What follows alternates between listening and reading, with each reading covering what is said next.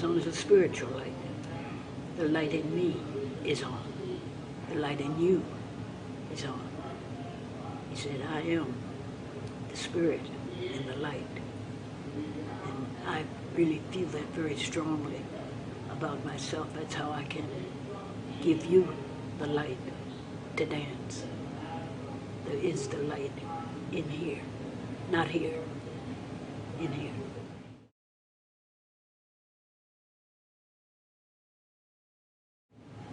You talk about dancers being a part of history. How does a beginner feel a part of history? I think a beginner should go back into his own history. There are a lot of things that we are doing now that their parents did years ago in the different dances that they did. And now we are using the things that they did and we're putting it in Lindy Hop. There's a lot of Lindy Hop that is not new even in the 20s. There's a lot of things that we are doing now that come from everybody's parents. People have come from all over the world. And I think that's how a lot of the kids can learn what they learn, because they're doing what their mothers and fathers did. It wasn't the same music, but it's the same feeling. When I see people doing buck dancing, they call it, the Irishman do it and the Scottishman do it. Now we call it tap dancing, but it's the music that makes it tap dancing. Because people were doing this long before my people came to America. Even my people are owning it as their own, but we stole it from you.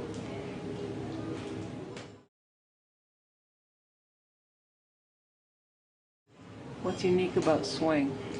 What's unique about swing is from the heart, it's from the soul. There is so much now that is done that is counted. You go and you take lessons. We didn't take lessons. We didn't have teachers. You're very blessed to have some of the greatest teachers in the world here. But we didn't have teachers to teach us different things. We had to get it from here. And we had to steal it again.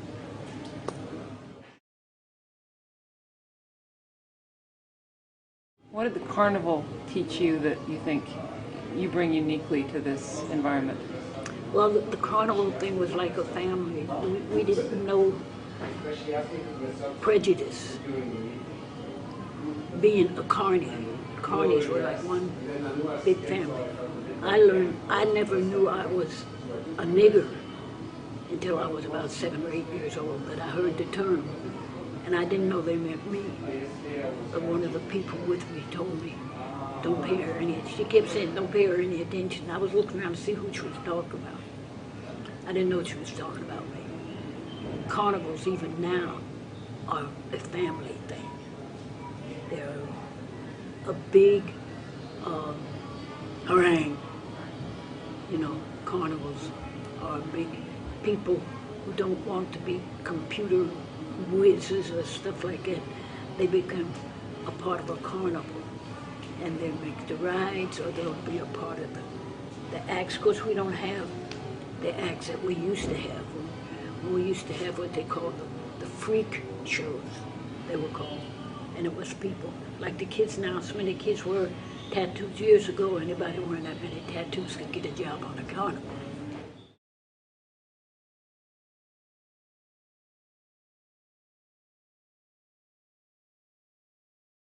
How do you think things have changed in the lifetime of your career to open doors for people who have previously had doors closed to them?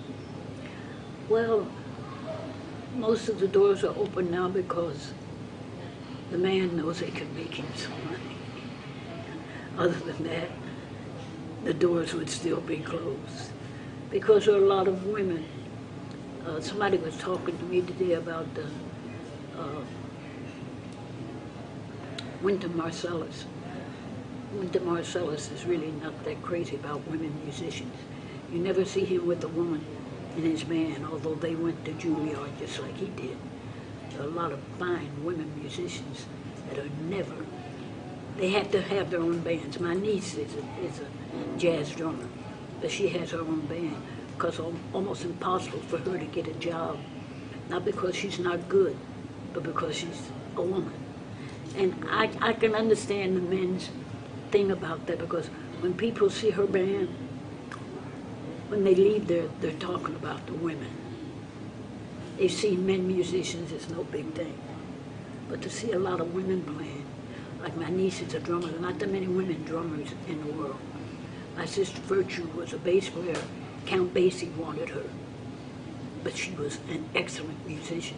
But I have to tell you, something that surprised me the other night, when you had me go up on stage for the blues night, and I saw these notebooks on the piano, and I opened one of them, and it's the same way that we used to write down music.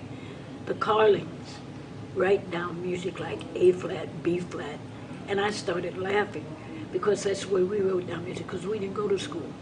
3 of my brothers, they go to MacArthur School in Indianapolis, Indiana. But the rest of us never learned music. We all played from here. And that's when my dad brought us up, to play from here. My brother Slide is a giant. He's a giant in the jazz field. It was very important to him to know how to read the music. It was very important to us to know how to entertain the people. So it's a whole different mindset. You know, when I see things happening here, like for the meeting, like Robert and Mark, that to me is the kind of thing that my dad would have really understood. You know, because as bad as some people might think it is, but it does entertain these people. And it even gives some people the encouragement to try something. So it's not just about dance here in Herräng, it's about opening your spirit. And there are not many places, Lucy, that do that. Not many places tell you open your spirit and go ahead. They will tell you to go to this college, or go to that college, or go to this school, which is all well and good, but it does not encourage you to find the dancer in you. And that's one thing that I really encourage and talk to people about, because I've had people tell me I have 2 left feet. I said, then do 2 rock steps. Don't let 2 left feet stand in your way.